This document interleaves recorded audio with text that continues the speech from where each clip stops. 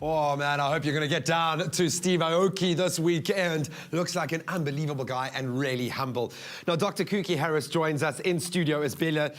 Bob, you crafty dog. You see how he managed to get Bella inside the carry case. If this is not a clue as to what we are talking about, I'll fill you in. Traveling with your pets. Now, we know about taking your dogs down to the coast. That's one area, but there are lots of ways that pets can travel, and we need to make sure that our little friends are being looked after. So let's start with the modes of travel.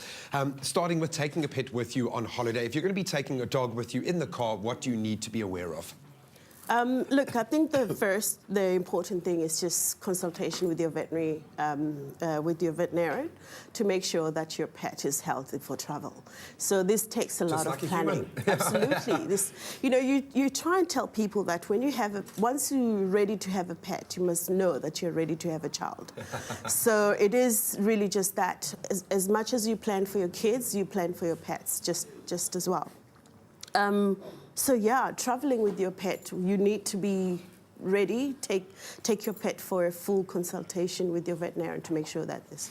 And if they have a problem with traveling, like travel sickness or car sickness, then you make sure that they get a sedative, and you plan your trip very well in such a way that you know how long you're going to be on the road, and then you get a sedative that's going to correspond, to meet the time, yeah.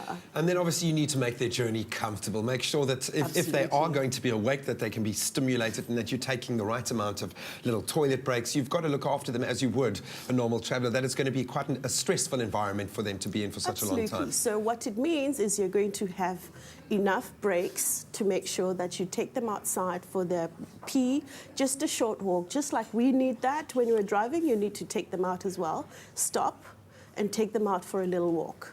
Okay, then looking at other modes of travel, the plane has got to be one of the most stressful. Hey, naughty!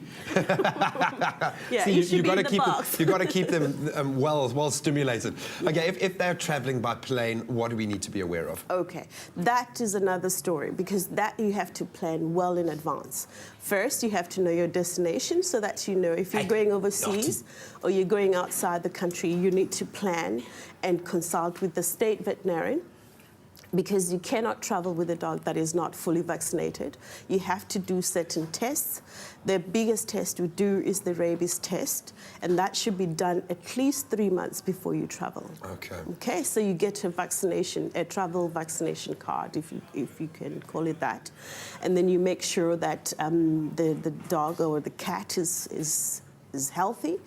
And then you plan with their travel agencies, because what happens is their pet, I can't mention names, but yes, you have travel agencies who will accommodate, that deal specifically with traveling with pets, because then they will make sure that the traveling container is, for instance, ideal for the size of the dog, and they make sure that they're as comfortable as they possibly can be. So it's just better to plan in advance and ask questions. Go to your veterinarian once again, because he has all this information. Would you recommend sedating an animal when traveling on a plane? Is it, because it's stressful for humans to fly at some point, but you also want to be wary of drugging your dog?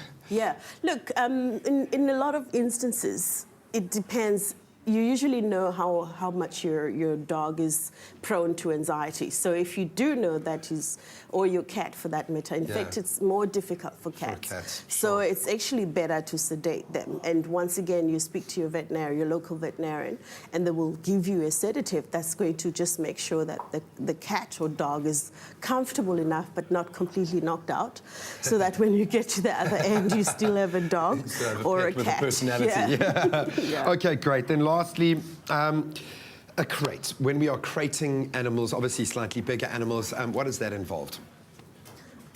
Look, like we said, that the different pet transport or transporting companies, they usually they have crates, so that's why planning in advance is important, because then they will know the weight, the breed, and what they want to do in a crate is just to make sure that the dog is comfortable enough or the cat is comfortable enough to be able to stand if he wishes to, and to lie fully without being in an uncomfortable position. So the size does matter a lot. It's almost like, just think of what you would want in that sort of situation. It really is as simple as that.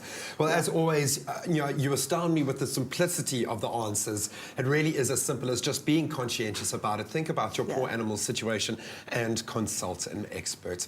So thank you so much for being our resident expert. Great to have you on the show. I hope you're going to join us outside for a bit of a bribe, because the party is hotting up. Thank you for having me. It is always a pleasure. Okay. The ultimate braai master is here on the espresso balcony. The smoke is billowing through, which means the braai is going all too well. It's time to join the party outside. Strong South African dogs help each other out. With your support, Bobtail will supply 200,000 meals to dogs looking for loving homes. For details, see specially marked packs in store or visit bobtail.co.za today.